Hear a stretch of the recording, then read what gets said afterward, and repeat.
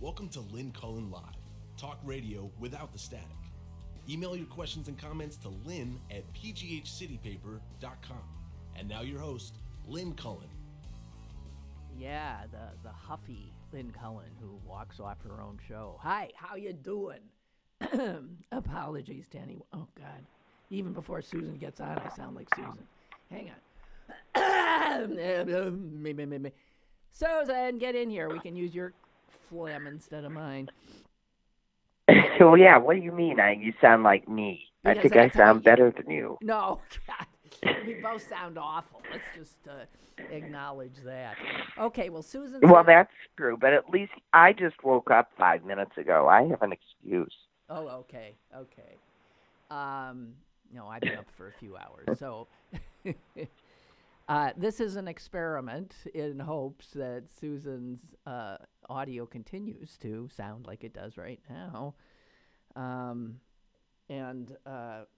Seriously, I mean, I do want to say I'm sorry I stopped the show yesterday, or not really, but in some respects it's a wonder I didn't do that before 100 million times in the last 15 years, so whatever.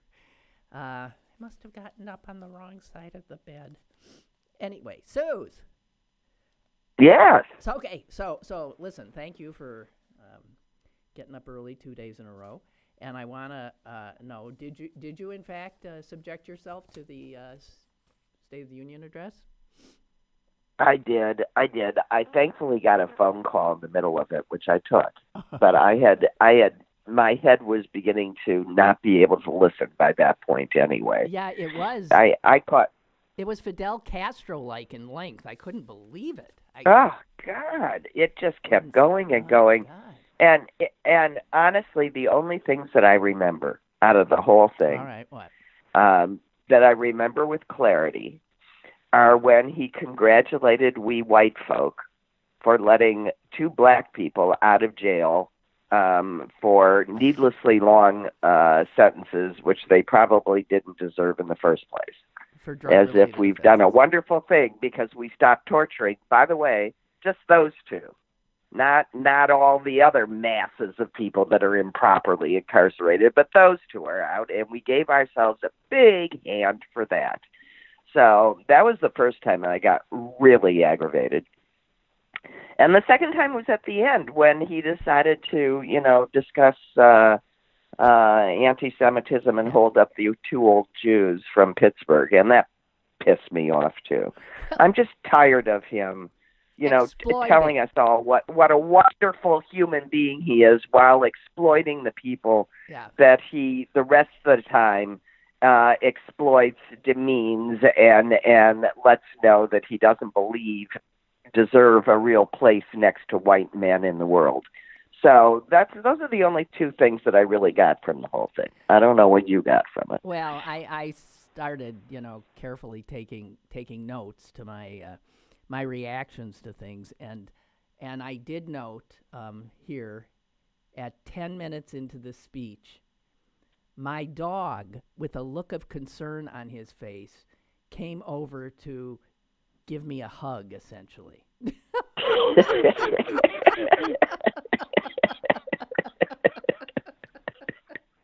What did you do without Blue? I want to know. But I didn't even realize. I was like, I could imagine. I was like, oh, God. I was like, and he got, dogs, they pay attention. And he thought, what's wrong with her? Does she need some love? He was concerned.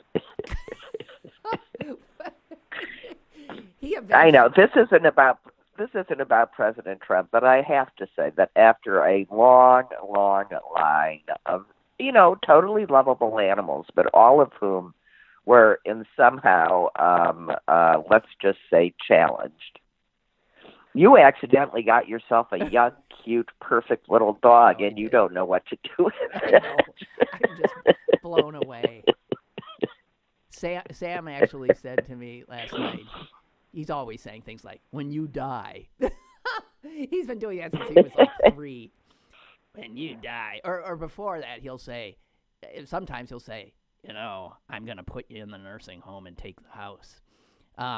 So he did say this. I'll take the dog. I don't care about the house. That's what he said. Wow. I know. I said, you're getting both, so don't worry about it. He just loves that. Yeah, the dog is simply wonderful. Well, anyway, enough. And he was there last night, and every once in a while I'd scream at him and he'd scream at me. He'd start talking when I wanted to hear what was going on, or I would react in some way and he'd jump on me. It was like a cage match, actually, although we were agreeing with each other. But it's just, God, Trump just brings out, there's nothing but just animosity in the room, Right. Okay. So he said, I don't want to take too much time with that, but I mean, from the minute he walked in, the contrast with the Democratic Party was clear, because when presidents walk in, all those members of their own party have positioned themselves so that they can get shake his hand. Well, there used to be a few members of the other party that wanted to shake the current sitting president's hand. Maybe, but there sure wasn't. There did. But here's all it was. Not last night. With the exception of one woman that I saw, it was nothing but white men. White men to Most his of right. them old. Old white men, but not, okay. White men to his right, white men to his left. That was all. Only white men greeting him. And this is why the Republican Party is in grave, grave danger. They appeal to one demographic, and that's it. And that's it. And then that wonderfully smart thing for the women, the Democratic women, to sit together and wear white, to make themselves... And sit on their hands the whole time. To make themselves so visual right. amidst the sea of suits.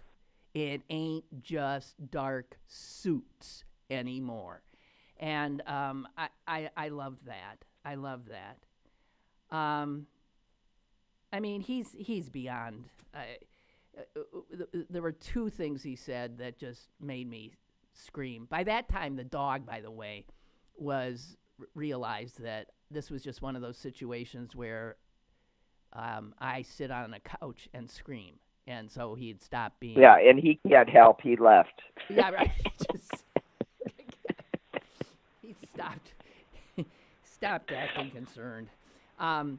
But when he used the words tremendous onslaught, he said that the desperate people coming across our southern border were a tremendous onslaught. And then he said, we have a moral duty. I thought, what? We have a moral duty to stop this tremendous onslaught.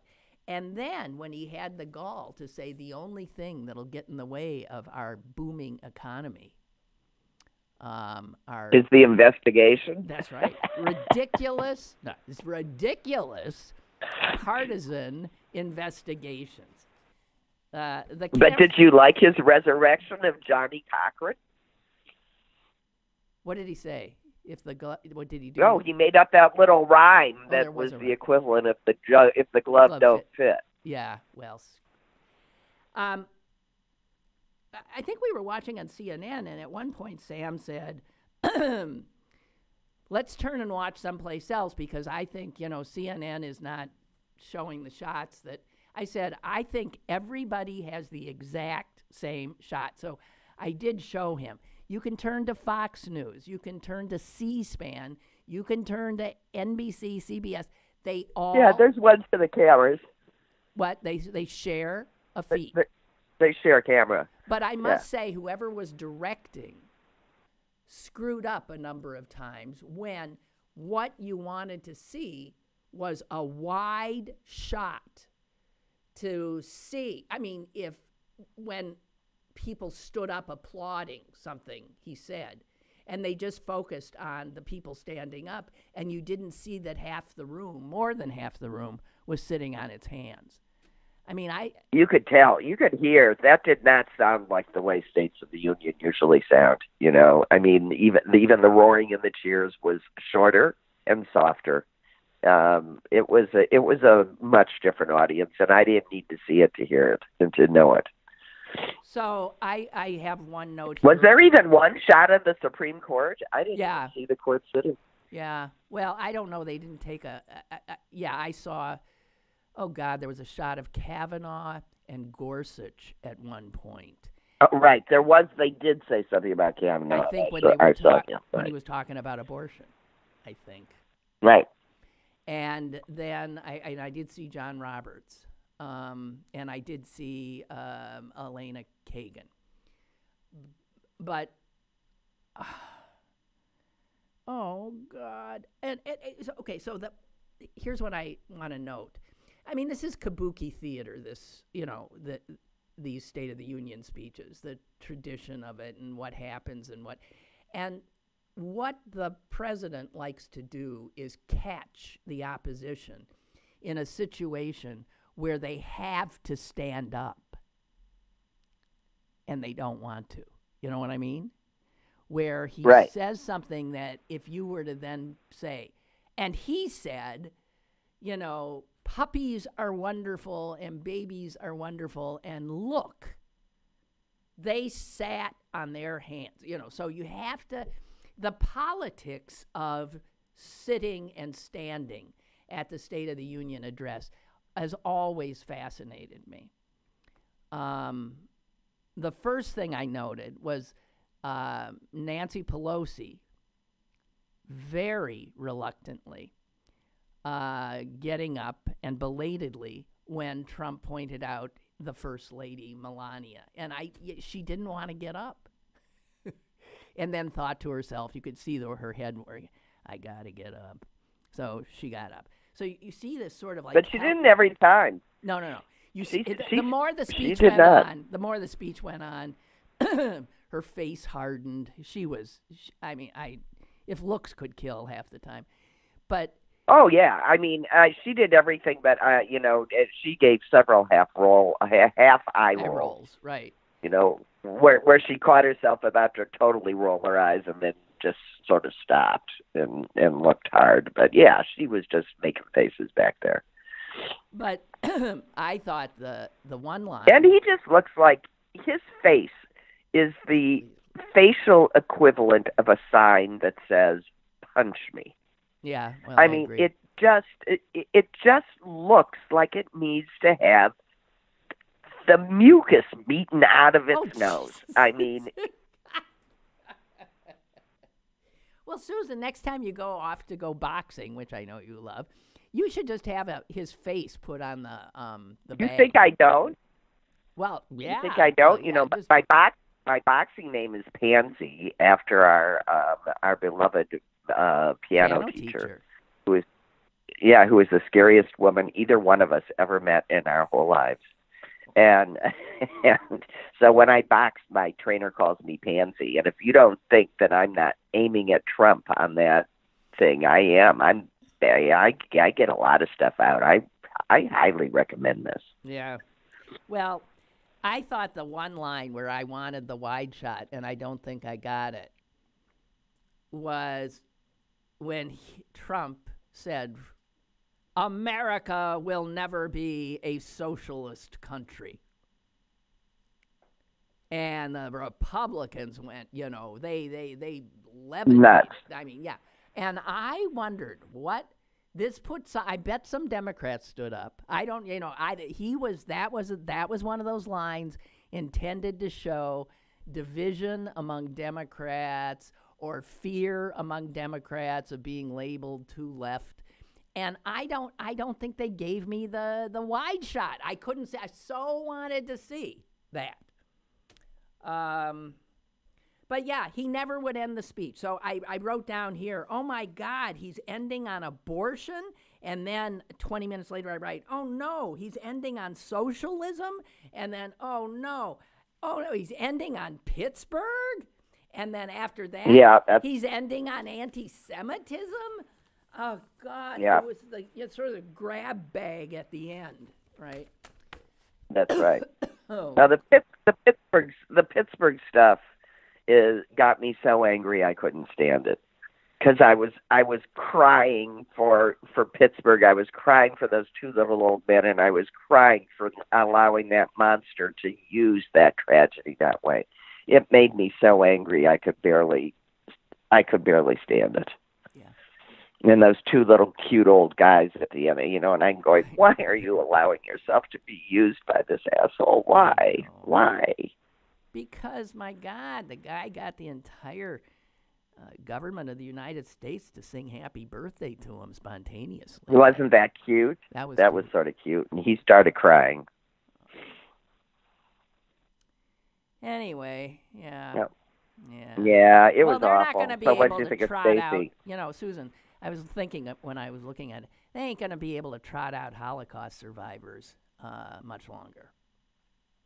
No. The fact that he was a Holocaust survivor and that was his 81st And he's birthday. only 81. And I started doing the math. I thought, what? And He's then 6 months old. No, he was 6 years, I think. Because he couldn't have a memory of it. And yet he had a memory of it. But we've got callers piling up. We got to go to the phones. Hello? Okay. Caller, go ahead, please. Hello? You're Hi, Lynn. Hi. Can you hear me? Yes, loud and clear. Yeah. Okay, cool. You guys sound great today, by the way. Well, let me tell you, we spent a good hour after I had my, hissy fit.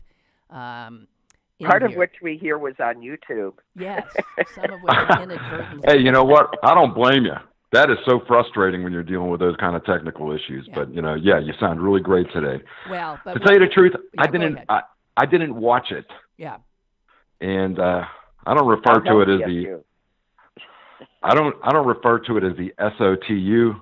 I refer to it as the STFU when it comes to Trump. But nevertheless, did you see Patton Oswalt's tweet? I don't know. What was it? No. He said, congratulations to Nancy Pelosi for inventing, how did he put it, the hand clap as fuck you. There's that one thing. And I just thought that was the best line of the night. So that's all I have to say, but you guys sound great. Thank you very much. Well, thank Bye. you. Yeah, thank you. But one of the things we do want to say, and in our trying to put things together after, the show ended abruptly, is we just, 1 minute we sound great, and then poof, something happens. So we don't know that we've fixed it. I just want to say that we don't know. We have another caller. Hello, caller. Hello. You're up. Hello? Yeah. Hello. Hello. Yeah. Go ahead. Yes. Hey, when is somebody going to tell Trump, where are you getting the money, ass bag? I mean, you spent it on tax cuts for the rich.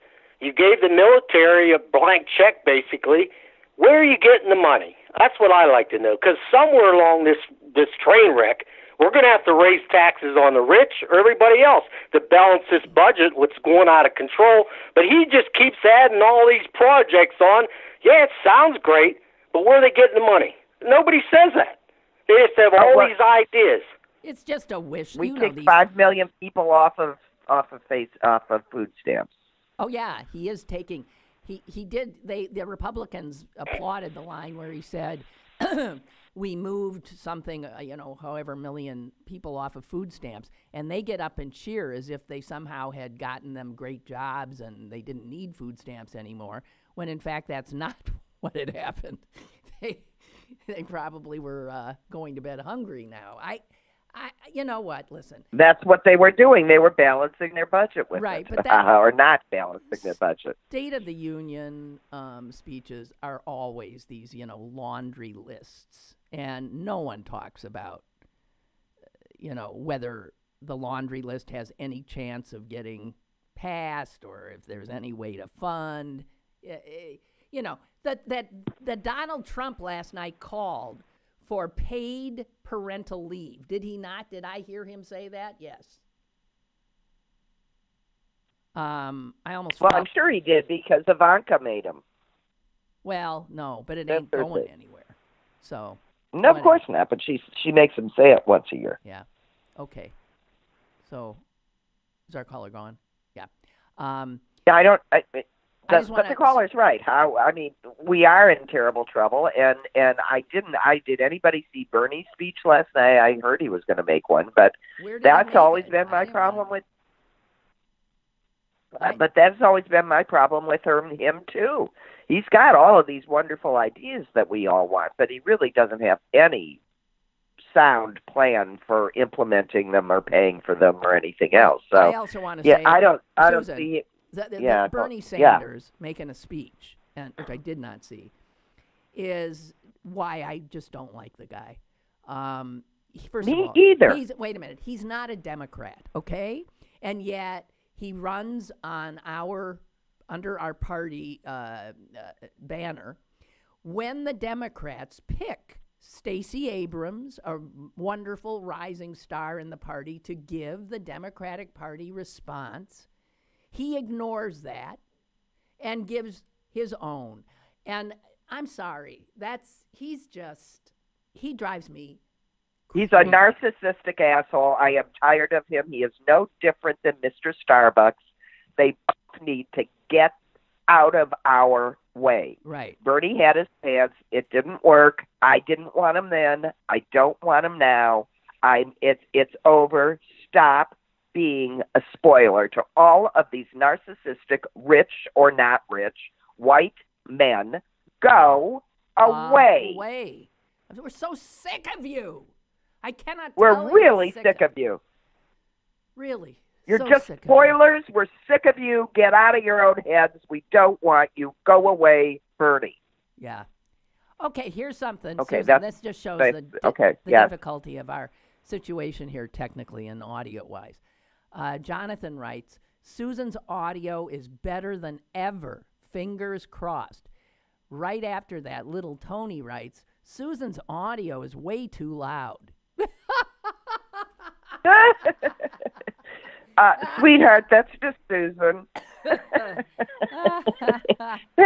that's moi. Oh, yeah. Clarence sent me a picture of Pelosi sort of clapping at the president and giving him a look. I think it's when he first showed up.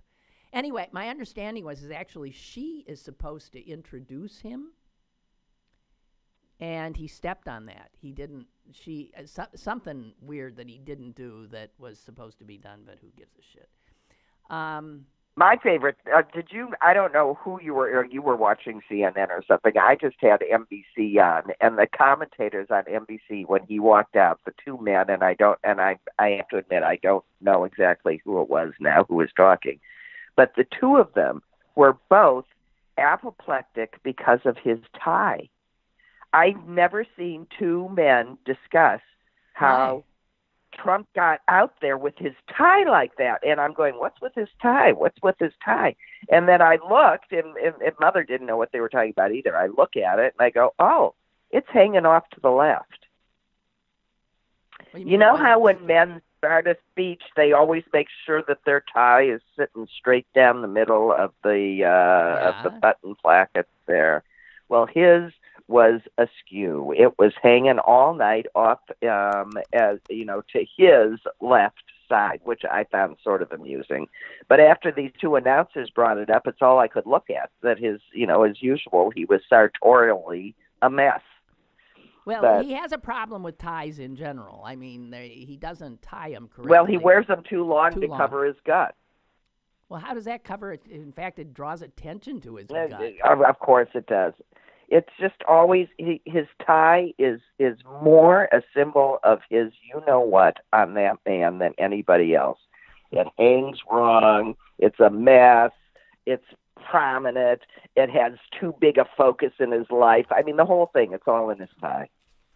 Susan, we have to, just for a second, if I can digress, because we are happily sponsored this month by the August Wilson Cultural Center.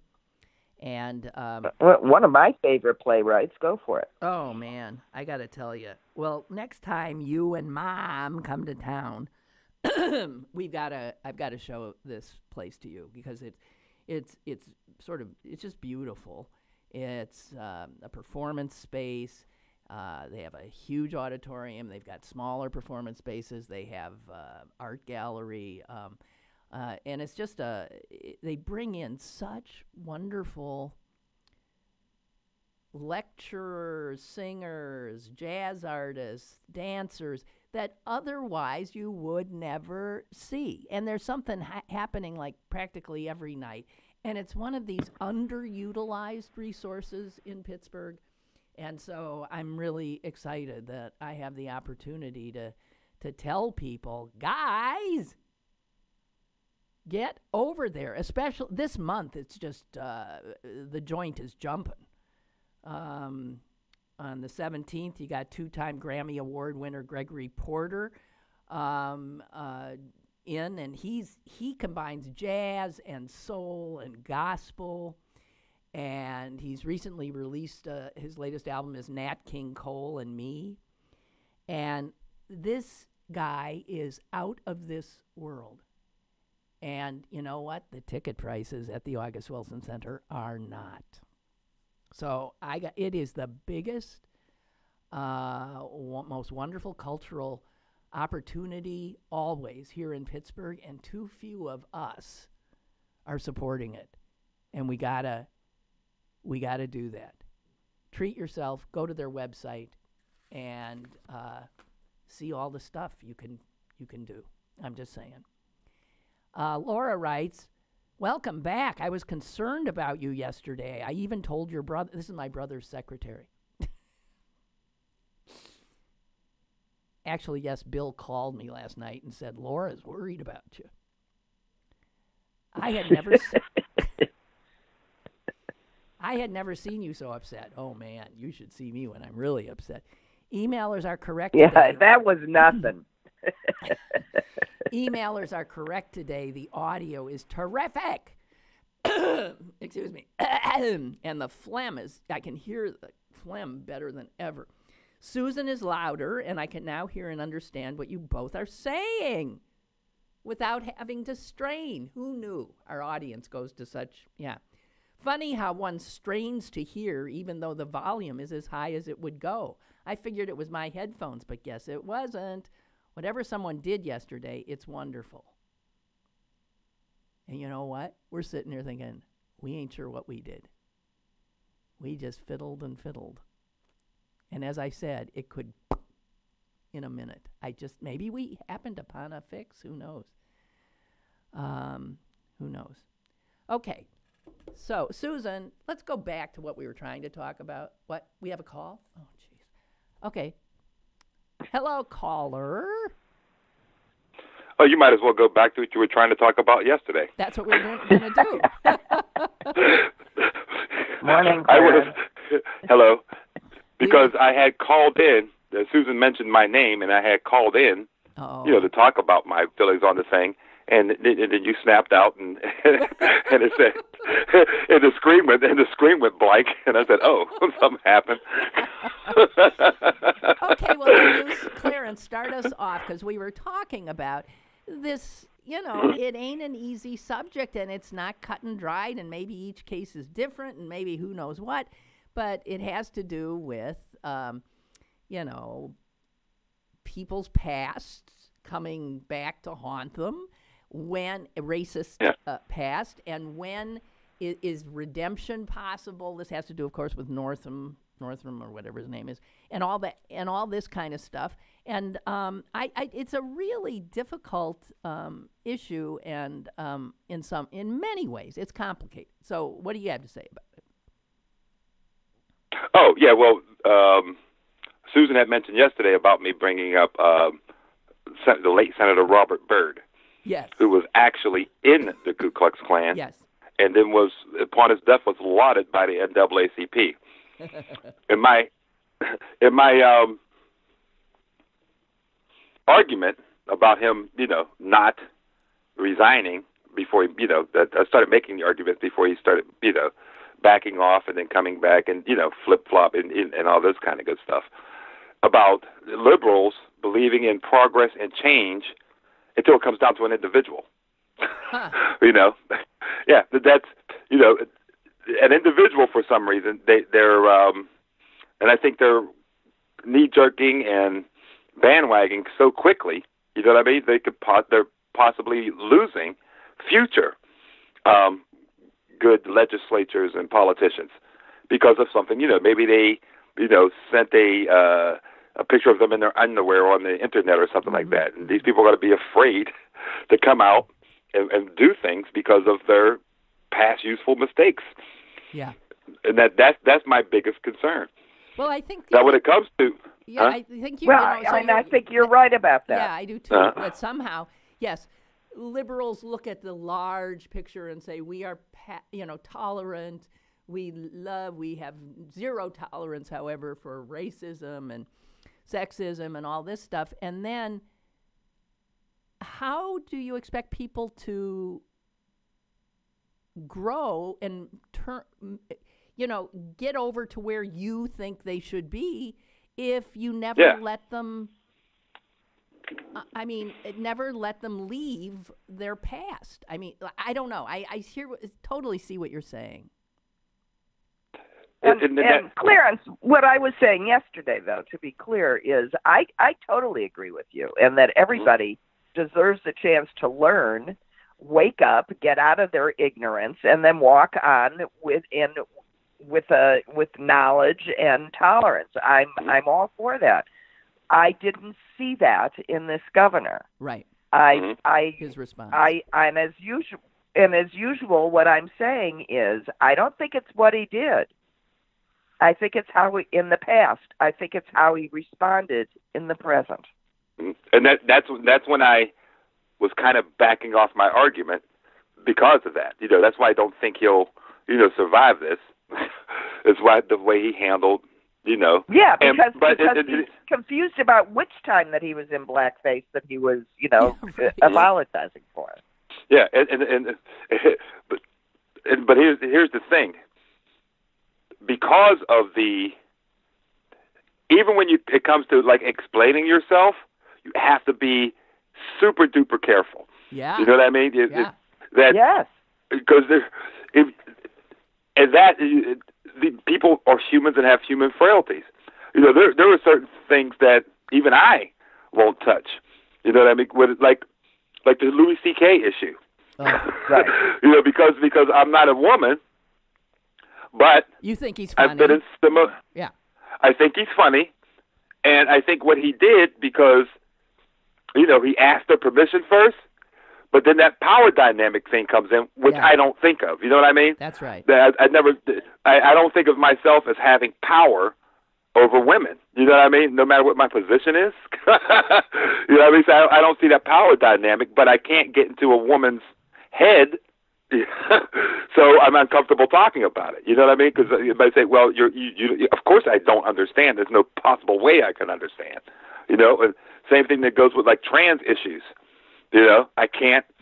I try my best, but I know that there's no possible way that I can understand. You know what I mean? But then I do have opinions. But if I express those opinions, I can be considered to be, a homophobe or something. That's right. I think we're all fearful. Yes, we're all fearful. Yeah. If we're not. No, here's a perfect example of that, and it's just really stupid. Mother and I play a lot of bridge out here. I'm sitting at the bridge table 2 days ago. I make a ridiculous bid that there's no way on God's green earth that I'm going to be able to make.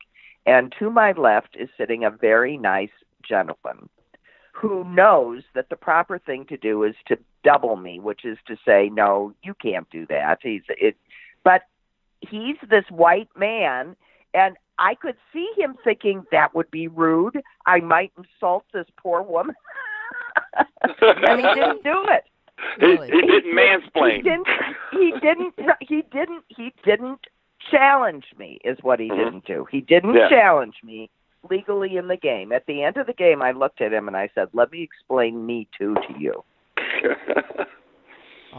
Me Too doesn't mean that you can't enforce a right that you have every right to enforce. And shame on you for not doubling me. You mustn't be afraid of we women that of us women that way. And he just laughed. He said, "You're right. I was."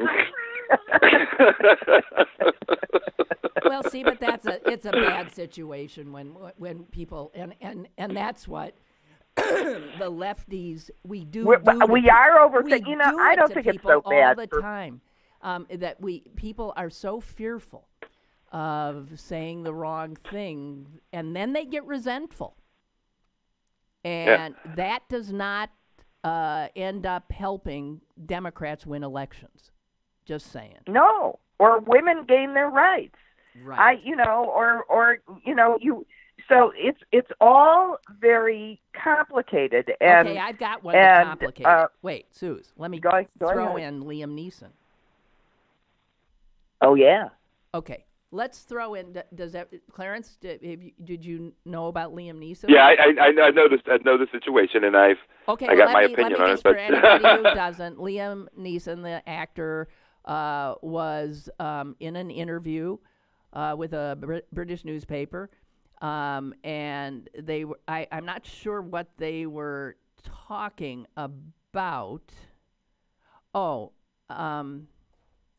But he said once that a friend of his, so I could kill a black person. He did it hoping some black bastard would come out of a pub and have to have a go at me about something, so then I could kill him. And he said in the interview, it was horrible when I think back that I did that. And I've never admitted it before. And I'm saying it to a journalist, God forbid. Okay, so in the course of this, he tells this story about himself. And then says it was so horrible. From a clearly different frame of mind. Right. It's a confession. But it's shocking. And it shows how this is how racism happens. A friend of yours is raped by a fill in the blank, black man, a Jew. This is how, a Jew did this to so you hate all Jews, or you hate all blacks, and you seek revenge, and one black equals another black. One Jew is the same as another Jew. This is how this kind of hate works. And he was saying, this is what I did. And then he was saying, it was so horrible. Then he couldn't believe he admitted it because it would get out. And sure enough, once it got out, all hell broke loose. So, Clarence, what do you do? He told on himself. He told the truth of a terrible thing that he had done and acknowledged it was a terrible thing. And now people are all over him saying he's a racist. Are you damned if you do and damned if you don't? What's the lesson? It just buttresses what I was saying earlier. About the governor of Virginia. It just buttresses that. You can't have the you can't even have the conversation. Right.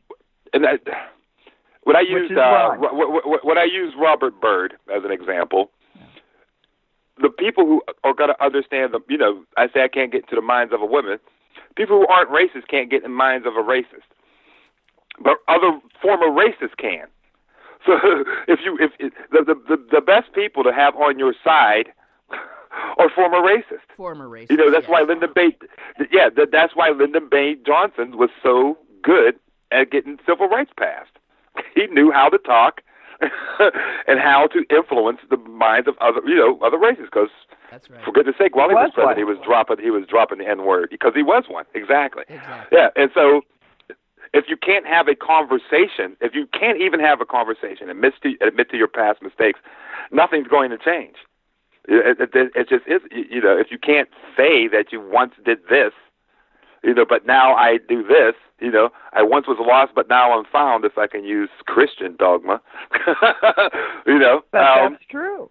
Yeah, but if you can't admit to it, I mean, what do people expect? And this is what I'm calling the bandwagon thing. People are just jumping on this bandwagon. It's almost cool to be anti. It's almost cool to talk. To jump on these people. But what's different, Clarence? What's different between the time when Bird had the luxury of transforming in private and putting together a record in public, that by the time people realized that he had transformed himself from a member of the KKK to a real, true champion of civil rights, he had the time. Social media. He had the time to do it. He had the time to do it. And yes, and it is social media that forms an opinion, snowballs the opinion, and doesn't allow anybody to, with even, the inclination to do a little critical thinking, to get a word in edgewise. So now we do have to step back, and we do have to say, wait a minute, Liam Neeson, I think we all need to get back and say, you poor dear, go confess to your priest and don't tell the world. Because you did the right thing. You grew out of it, but they aren't going to hear that part of the story. Yeah. And, Boy, oh boy. And in fact, you know what he said I ripped it out. At the end, he said to I really don't have it here, but he said as he was leaving, he said to the reporter, he said, I hope you handle what I said in a way that it doesn't, you don't, destroy me. And then he sort of jokingly threatened her, like the character in his movies Taken. He said, if you do, I'll come. So he was aware, right, once he'd said it, that... Well, the guy, his co-star, when he said it, went, oh, my God, as if that's the end of us. And, and now they've canceled, one of their premier red carpets because... And I just think it's terrible. I mean, I think he should just walk on now and say, look, I told you about the person I was. I told you why. I've told you I'm not that person anymore. And if I were, why would I have told the story? Why would I have told the first story? Yeah. Yeah. Well, okay. And that's the problem. People are willing to continue the fight. And that's partially because I'm sure he's going to resign. Why I think that it has to start somewhere. You know what I mean? Right. Somebody who gets accused of this stuff has to stay in public and take all the hits they can until he gets his point across, or their point across, her point across. It's unfortunate, though. This guy is not a good messenger. He clearly is not. No. He was going to. He can't. He was going to goddamn moonwalk at the until his wife said, Yeah. I don't think. Right. I mean, he's just, as a moonwalk. I would like to see that. Yeah. Yeah. I'm not. Wait a minute. See, I got upset about the moonwalk because I maintain that I get to moonwalk too.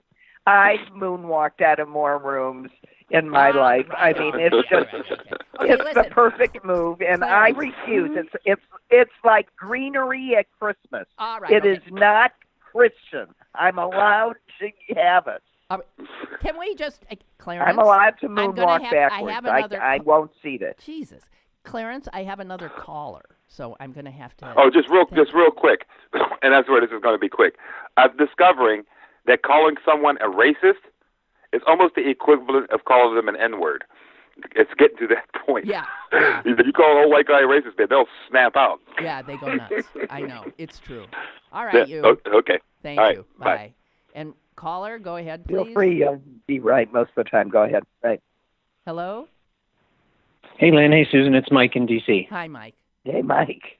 I hope this comes off as not crazy, but my issue with all of the Northam thing is, by the way, he's my representative.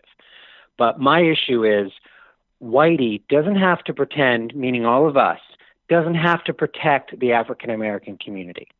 if they think black people, as Clarence mentioned, they know who the racists are. They don't need a picture of your graduate school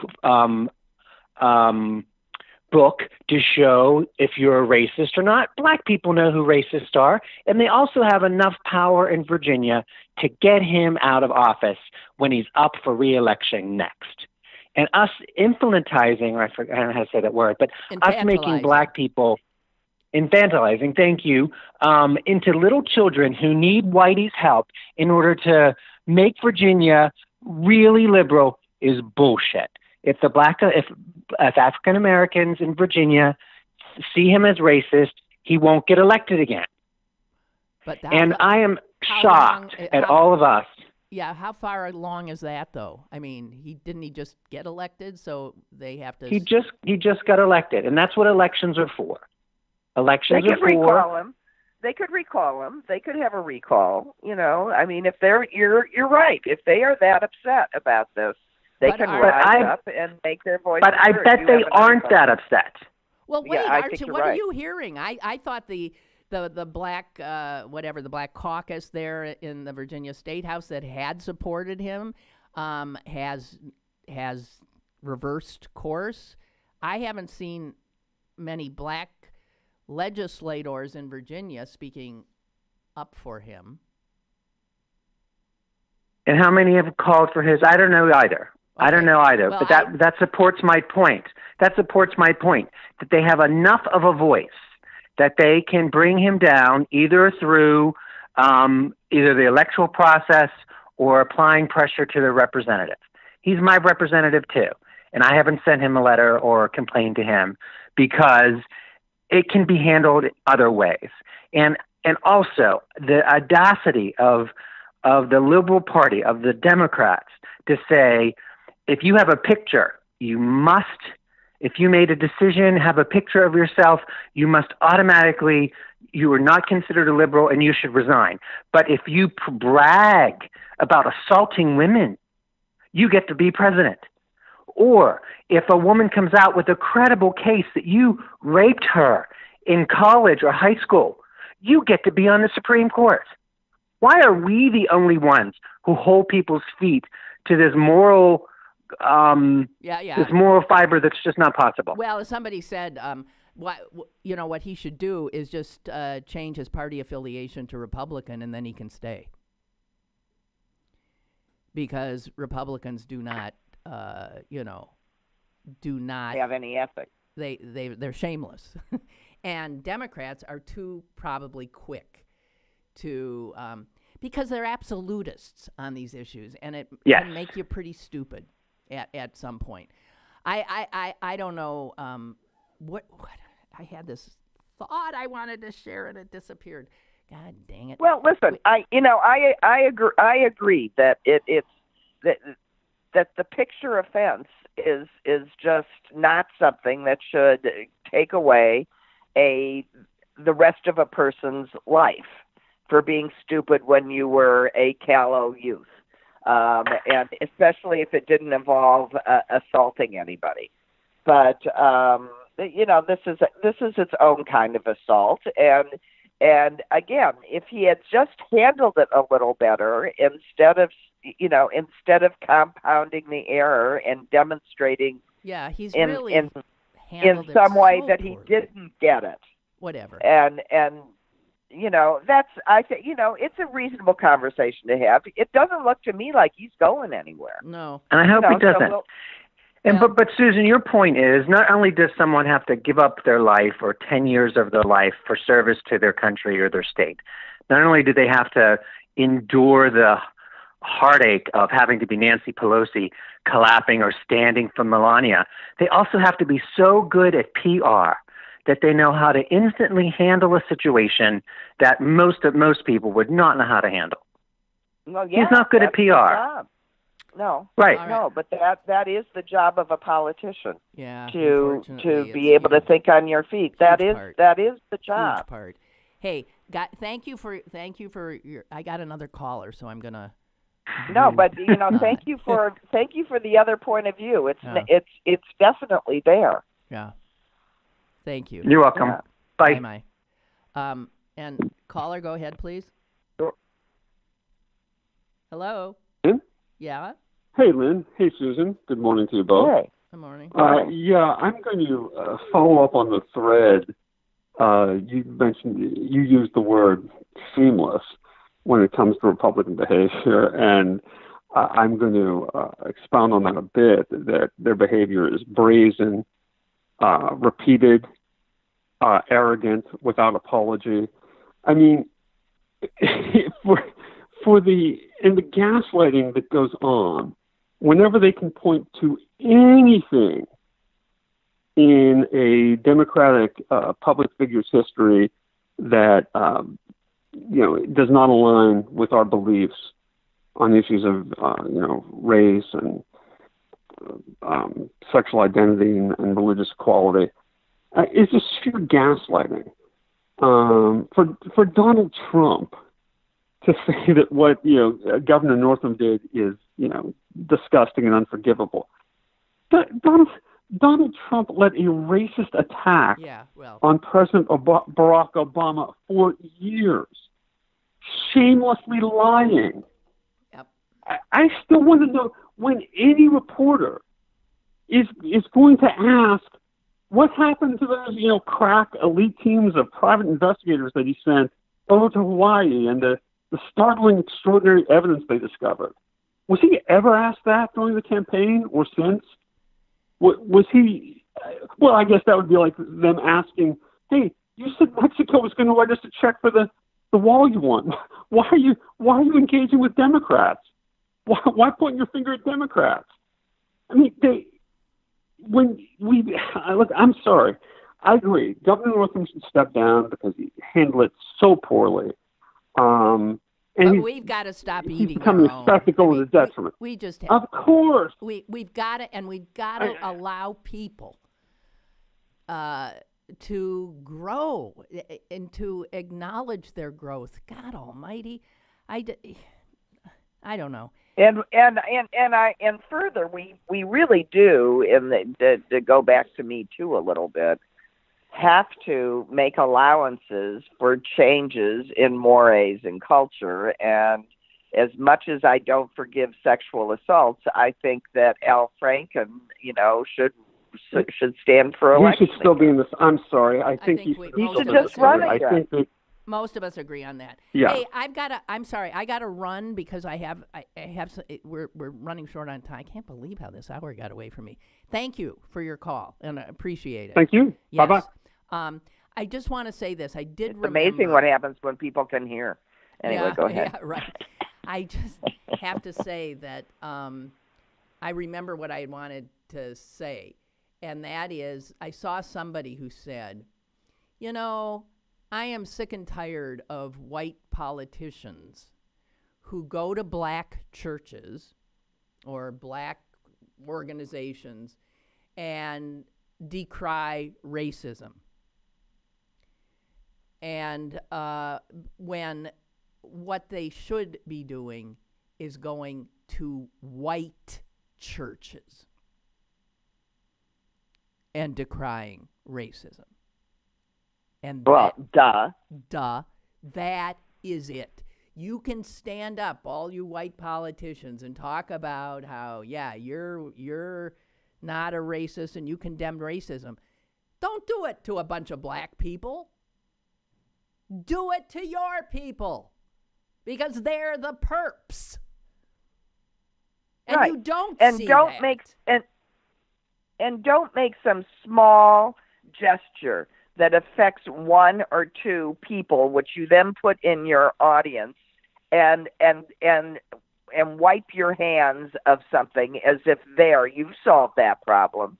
You've incarcerated a whole several generations of the men and women of one race, and you're now letting a few of them out. That's very good. But what are we going to do about how we just went from slavery to slavery? When are we going to actually stop this? When are we going to actually start treating each other like we are exactly the same, which is what we are? Okay, Milton writes, the caller, he's talking about Mike in D.C., The caller implies that black folks are the only people who have the right to show moral outrage over racism. This is a false equivalency. In a perfect world, everyone speaks out against racism, sexism, anti-Semitism, and xenophobia. Abhorrent behavior should be called out no matter who sees it. Just, well, as I said, this topic is huge. And one that we individually have to wrestle with. And I do, as somebody who wants the Democrats to prevail. Oh, by the way, Susan, our brother and I made a bet last night. $500. I'm saying this so I'll remember that we did it. He thinks Trump's going to be, that's $500. He says the Democrats are going to screw it up again and Trump will be reelected. Well, I wish I could say that I knew which one of you was going to win this bet. Right. We're going to win this bet. It takes the subjunctive that if, I'm sorry. But anyway, I am so terrified, that with Howard and Bernie and this one and that one, that we are not going to keep our eye on the prize. Right, and right. whoever is the Democrat, we have to vote for him. We have to work for him. We have to get out there. We just have to keep our eye on this effing prize. Well, I don't think I could live through another concern. 4 years. I don't. Well, that's his concern. I don't want to live live through it. But we need to calm down because we're a full. I mean, we got a long ways to go, and this will have to shake. I don't want to put. We just need to relax. The media is going to try to create a narrative here, and they're already doing it.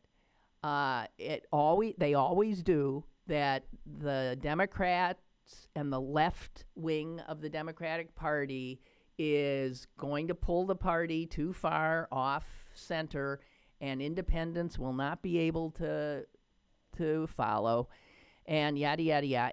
And that's his concern.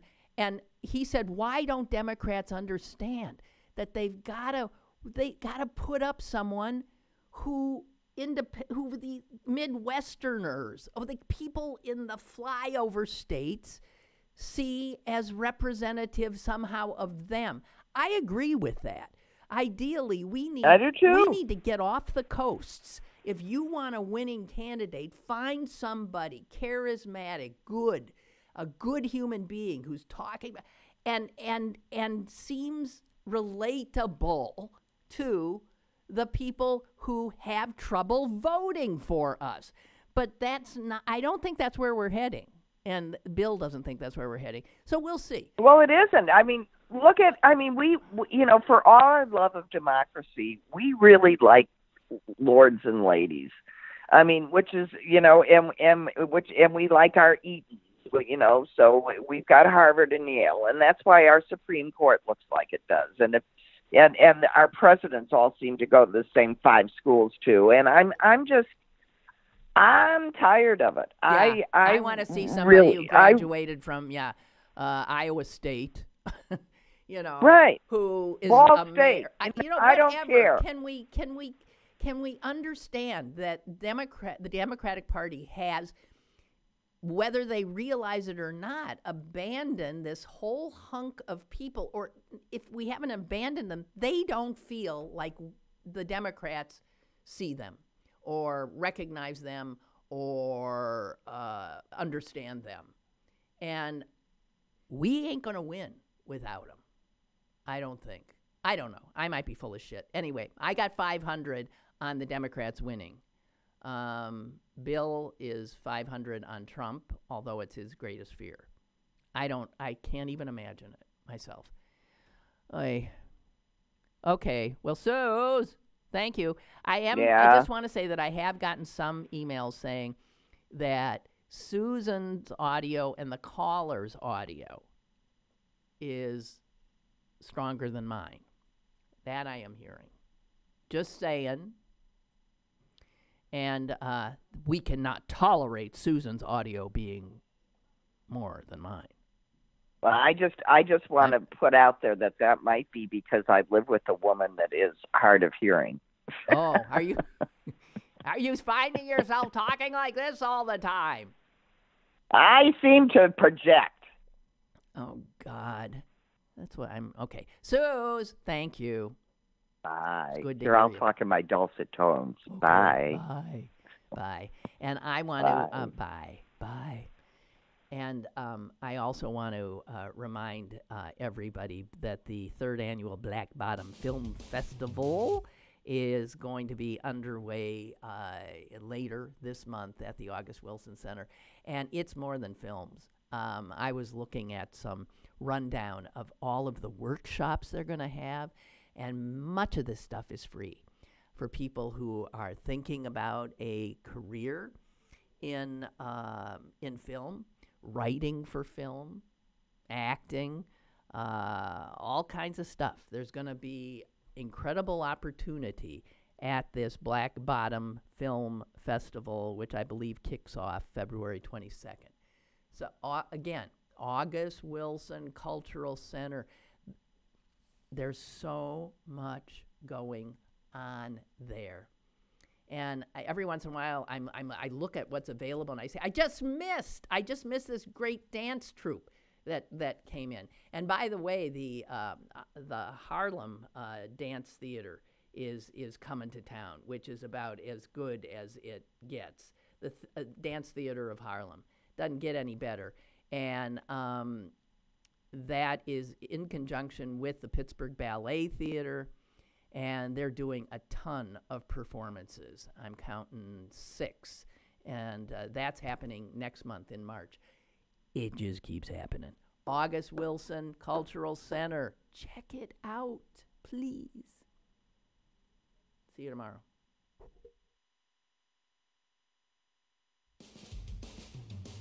Lynn Cullen Live, Monday through Friday from 10 a.m. to 11 a.m. and archived at pghcitypaper.com. The opinions expressed on Lynn Cullen Live are those of the host and do not necessarily reflect the viewpoints of Pittsburgh City Paper or its advertisers.